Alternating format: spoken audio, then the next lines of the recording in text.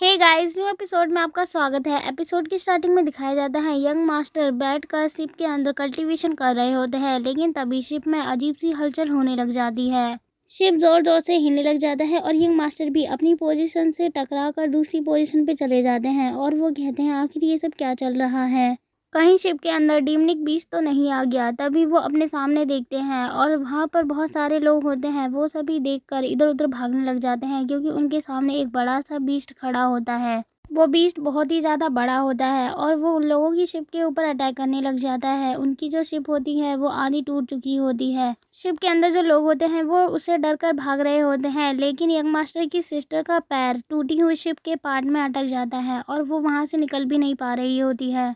वो अपने पैर को वहाँ से निकालने की कोशिश करती है, लेकिन निकलता ही नहीं है। और वहीं वो बीस्ट उनके ऊपर हमला करने के लिए रेडी हो जाता है और वो अटैक करने वाला होता है, लेकिन तभी दूसरी ओर से अपनी सिस्टर को बचाने के लिए वहाँ पर यंग मास्टर तेज़ी से आ जाते हैं। उनके पास आके वो अपनी सिस्टर को पकड़ लेते हैं और अपनी सिस्टर से कहते हैं, सिस्टर आप सावधान रहो, और अपनी पावर का यूज़ करके उनके पैर को निकालने की कोशिश करते हैं। वो उनके पैर को वहाँ से निकाल लेते हैं और वहाँ से वो दोनों जाने के लिए रेडी होते हैं, लेकिन तभी वो बीस्ट उन दोनों के ऊपर हमला करने वाला होता है। लेकिन दूसरी ओर से उस बीस्ट के ऊपर यंग मास्टर के थर्ड अंकल उस बीस्ट के ऊपर हमला कर देते हैं और हमला करते हुए कहते हैं, तुम्हें क्या लगता है तुम लुओ फैमिली को आसानी से ख़त्म कर सकते हो। सभी लोग अंकल को उससे फाइट करते हुए देखते हैं और वो कहते हैं अंकल तो इसे हराने में कामयाब हो ही जाएंगे क्योंकि अंकल ऑलरेडी 9th स्टेज पर पहुंच चुके हैं। तभी अंकल सिंह तेजी से आगे बढ़ते हैं और उस बीस्ट के ऊपर हमला करते हुए कहते हैं, मैं तुम्हें नहीं छोड़ूंगा, और उसके ऊपर हमला कर देते हैं। और वो सभी डिसाइपल को कहते हैं उस बीस्ट को ब्लॉक करने के लिए। तभी सभी डिसाइपल अपनी पावर का यूज़ कर रहे होते हैं और उस बीस्ट को रोकने की कोशिश कर रहे होते हैं।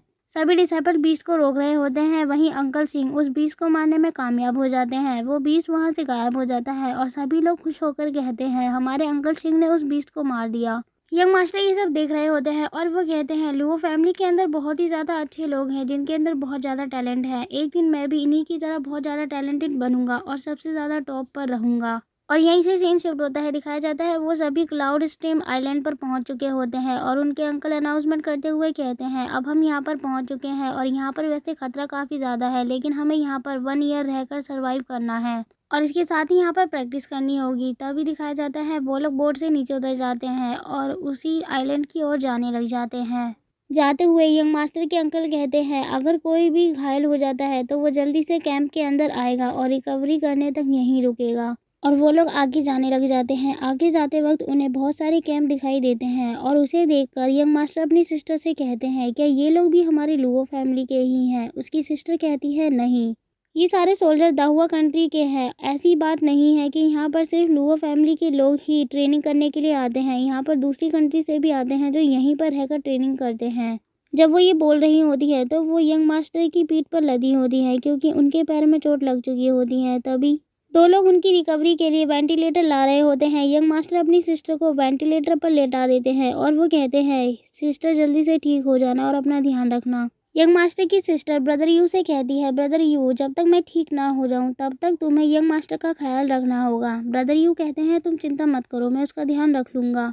और इसके बाद नेक्स्ट सीन दिखाया जाता है यंग मास्टर के अंकल सबसे कहते हैं, आप लोगों को टाइगर ड्रैगन पिल को अचीव करना है और जब वो आपको मिल जाएगा आपको अपने ग्रुप के साथ यहाँ पर वापस आना है। और इसके बाद दिखाया जाता है यंग मास्टर टाइगर ड्रैगन पिल को देख रहे होते हैं और उसे देखते हुए कहते हैं, इस पिल का यूज़ करने के बाद मैं होटियान रिल्म पर पहुँच सकता हूँ, लेकिन इसके साथ ही अगर एक बार 9th स्टेज पर पहुँच गया तो मेरे लिए इसको कंज्यूम करने के बाद ईजी हो जाएगा 10th स्टेज पर पहुँचना। और फिर दिखाया जाता है ब्रदर यू सबको इंस्ट्रक्शन देते हुए कहते हैं, 3 मंथ के लिए हम लोग खुद ही ट्रेनिंग करेंगे और हमें कोई भी मिशन नहीं दिया जाएगा। जब एक बार हमारी ट्रेनिंग ख़त्म हो गई फिर हमें मिशन मिलना शुरू हो जाएंगे।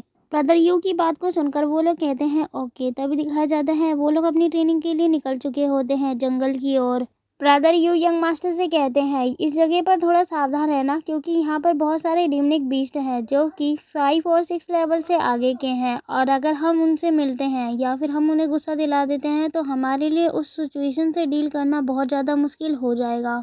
यंग मास्टर उसकी बात को मान लेते हैं और फिर दिखाया जाता है वो लोग झाड़ियों के पीछे छिपे हुए होते हैं। उनके सामने से एक बीस्ट आ रहा होता है। ब्रदर यू कहते हैं, सावधान रहना, और वो उसे देखते हुए कहते हैं, ये 5 लेवल का बीस्ट है, क्या तुम इससे फाइट कर पाओगे।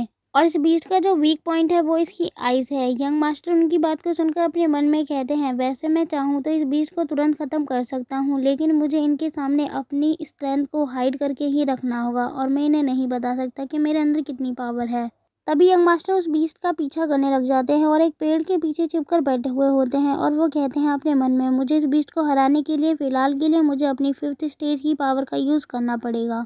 तभी यंग मास्टर अचानक से उस बीस्ट के सामने आ जाते हैं। वो बीस्ट उसे देख लेता है तो वो बहुत ज़्यादा गुस्से में आ जाता है और तेज़ी से आगे बढ़ने लग जाता है यंग मास्टर के ऊपर अटैक करने के लिए। वो बीस्ट बहुत ज़्यादा तेज़ होता है और काफ़ी गुस्से में होता है। यंग मास्टर अपनी पावर को अनलीश करते हैं और जैसे ही वो बीस्ट उनके ऊपर अटैक करने के लिए आगे आता है, यंग मास्टर अपनी जगह से हट जाते हैं।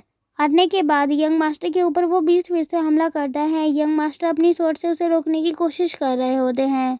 वो बीस्ट यंग मास्टर को अपनी पावर का यूज़ करते हुए दूर धकेलने की कोशिश कर रहा होता है। यंग मास्टर के हाथों में उनकी स्वॉर्ड होती है और वो कहते हैं, आखिर ये क्या कर रहा है। और ये एपिसोड यहीं ख़त्म होता है। थैंक्स फॉर वॉचिंग गाइस, और कमेंट में बताएं आपको ये वीडियो कैसी लगी। अगर आप इसका नेक्स्ट एपिसोड देखना चाहते हैं तो वो आपको जल्द ही मिल जाएगा। तब तक आप हमारे चैनल को सब्सक्राइब कर लीजिए।